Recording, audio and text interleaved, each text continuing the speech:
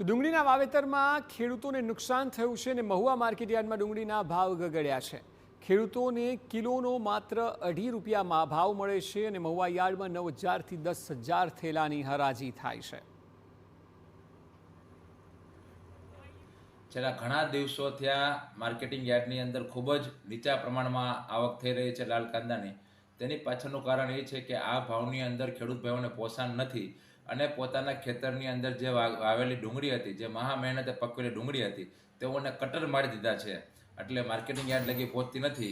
ખૂબ જ નીચા ભાવને કારણે ખેડૂતોને ખૂબ જ મોટા પ્રમાણમાં નુકસાન થયું છે અને એમને હિસાબે આવકની અંદર પણ ખૂબ જ મોટા પ્રમાણમાં ઘટાડો થઈ રહ્યો છે।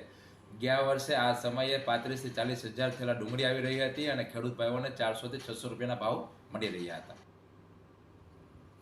ભાવનગર મહુવા માર્કેટ યાર્ડમાં મોટા પાયે ડુંગળીની આવક થતી હોય છે। ખેડૂતોને સારો એવો ભાવ મળવાની આશા હોય છે, પરંતુ હરાજી દરમિયાન મજાક જેવો ભાવ મળતા ખેડૂતોની આશા પર પાણી ફરી વળે છે।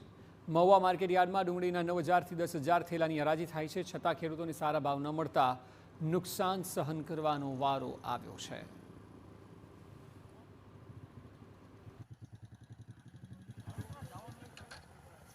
Hello, what did you buy?